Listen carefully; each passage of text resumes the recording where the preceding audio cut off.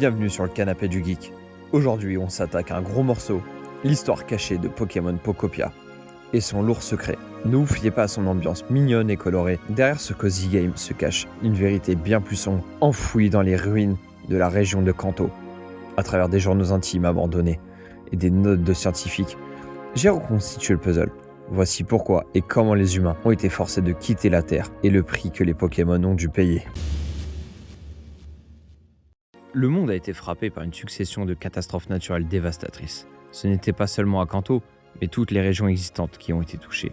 Le lore du jeu évoque des tempêtes à répétition, des sécheresses extrêmes, des éruptions volcaniques et des inondations massives. Voici les récits. C'est arrivé alors que je m'amusais à pirater un serveur dans une autre région et que je suis tombé sur un système à la sécurité excessivement élevée.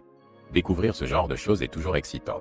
Cela a demandé beaucoup d'efforts, mais une fois le système piraté, je n'ai trouvé que des données apparemment insignifiantes sur les conditions météorologiques. C'était décevant, mais cela m'a fait réfléchir pourquoi quelqu'un se donnerait-il autant de mal pour cacher une chose pareille. Cette question m'a obsédé. Alors, je m'y suis replongé. Cela a demandé beaucoup de travail, mais j'ai appris à interpréter les données météorologiques. J'ai pu en déduire qu'une catastrophe naturelle avait frappé cette région. Des dizaines d'ouragans gigantesques et répétés. C'est la seule conclusion que j'ai pu tirer, mais je n'avais jamais entendu parler d'une telle catastrophe. Si une catastrophe de cette ampleur s'était réellement produite, elle aurait sans aucun doute attiré l'attention locale et internationale. Cette pensée m'a rappelé une fondation active dans la région.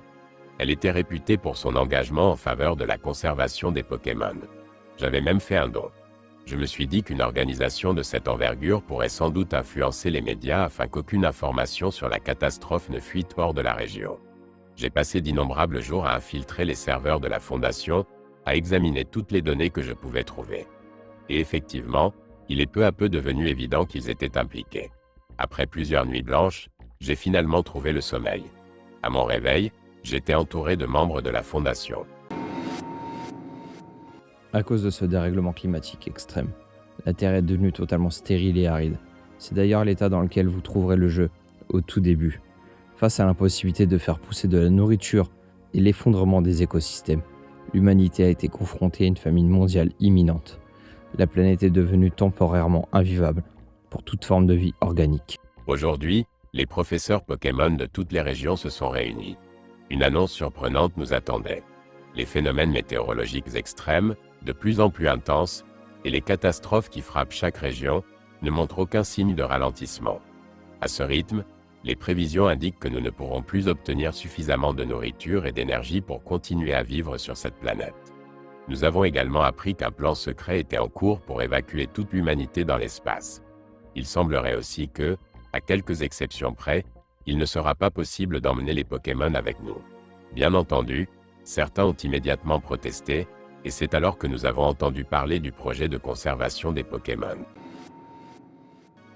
Ne voulant pas mourir sur place, un groupe de scientifiques a organisé, à la hâte, l'évacuation complète de l'humanité vers l'espace, à bord de gigantesques vaisseaux spatiaux, dans l'espoir de trouver un refuge temporaire, ou revenir une fois la crise passée.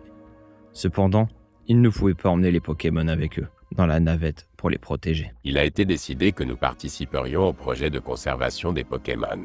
Ce plan vise à mettre en sécurité tous les Pokémon de la planète dans un immense système informatique pendant que l'humanité se réfugie dans l'espace. Je ne sais pas si une telle chose est possible, et être séparé de nos Pokémon sera terriblement douloureux. Mais c'est peut-être le seul moyen pour les humains et les Pokémon de vivre à nouveau ensemble un jour. On m'a également proposé de rejoindre une équipe d'exploration après notre départ pour l'espace, mais j'ai hésité à répondre. Une fois l'humanité relogée, un petit groupe sera renvoyé sur Terre pour étudier l'environnement et assurer la maintenance du système de conservation. Mais vu mon âge, je ne sais pas si je serai encore assez alerte pour être d'une grande aide. Je pense que c'est une tâche qu'il vaut mieux laisser aux jeunes. Les humains ont fait preuve de compassion. Ils ont créé le projet de conservation Pokémon, le fameux système PC, de stockage des boîtes que l'on connaît bien. Ils ont placé la majorité des Pokémon en état d'hibernation numérique avec un programme de sécurité conçu pour les relâcher automatiquement dès que la nature recommencerait à guérir. Un événement choquant s'est produit. Le projet de conservation des Pokémon progresse bien, et le moment était venu pour mon Pokémon de rejoindre les autres. Dans l'espoir d'éviter une scène déchirante, j'ai attendu que mon petit-fils soit endormi avant de confier son Pokémon à l'un des membres du projet. Mais plus tard dans la nuit, J'ai appris que son sac de nœuds s'était enfui. Il était comme un membre de la famille. Il aurait dû être habitué aux humains. Comment cela a-t-il pu arriver? J'ai une théorie. Sac de nœuds essayait probablement de rentrer chez nous. Mais le départ pour l'espace approche à grands pas. Même si Sac de nœuds parvenait à rentrer sain et sauf. À son arrivée, nous ne serons plus là. Je me sens terriblement impuissant, sachant que je ne peux rien faire. Rien, si ce n'est espérer que l'équipe du projet retrouve Sac de nœuds et le mette en sécurité. Les notes indiquaient que les humains devaient revenir rapidement.